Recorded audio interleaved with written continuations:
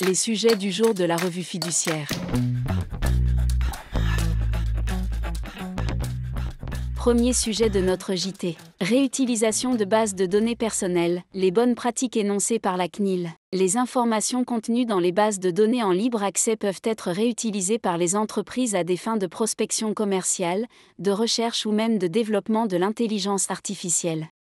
Ainsi, la CNIL rappelle que les entreprises qui font usage de ces données personnelles en qualité de réutilisateurs doivent le faire dans un cadre légal et procéder à certaines vérifications pour s'assurer de leur provenance.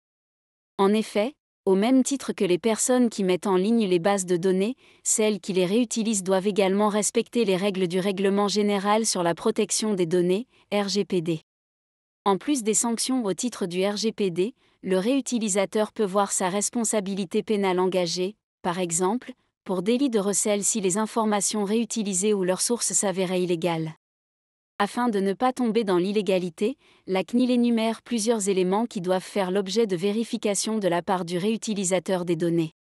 L'existence d'une source mentionnée et apparente de la base de données. L'absence de sanctions publiques ou de condamnation relative aux données.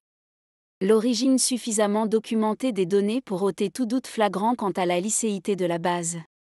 L'absence de données sensibles dans la base de données.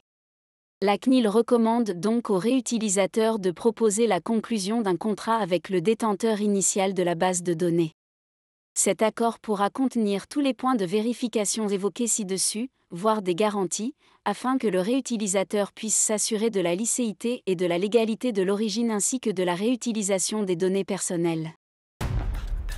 Deuxième sujet de notre JT. Taxe sur les logements vacants. La taxe sur les logements vacants, TLV, est due au titre des logements habitables et non meublés vacants depuis au moins un an au 1er janvier de l'année d'imposition. Selon la jurisprudence du Conseil constitutionnel, cette taxe ne saurait s'appliquer à un logement qui ne pourrait être rendu habitable qu'au prix de travaux importants et dont la charge incomberait nécessairement à son détenteur. Dans la lignée de cette jurisprudence, il a été jugé qu'un bien d'une valeur vénale proche de 30 000 à 35 000 euros restait vacant depuis plusieurs années et qui ne pouvait être rendu habitable que moyennant des travaux de plomberie et d'électricité évalués selon des devis à 13 400 euros ne saurait être assujetti à la TLV, du fait de l'importance de tels travaux représentant environ 40% de la valeur vénale. Troisième sujet de notre JT. Adaptation du poste d'un salarié handicapé. L'employeur doit prendre, en fonction des besoins dans une situation concrète, les mesures appropriées pour permettre à un salarié handicapé de conserver un emploi correspondant à sa qualification, de l'exercer ou d'y progresser. Ces mesures sont prises sous réserve que les charges consécutives à leur mise en œuvre ne soient pas disproportionnées, compte tenu de l'aide publique que l'employeur peut obtenir pour compenser les dépenses supportées à ce titre. Le refus de prendre des mesures peut être constitutif d'une discrimination.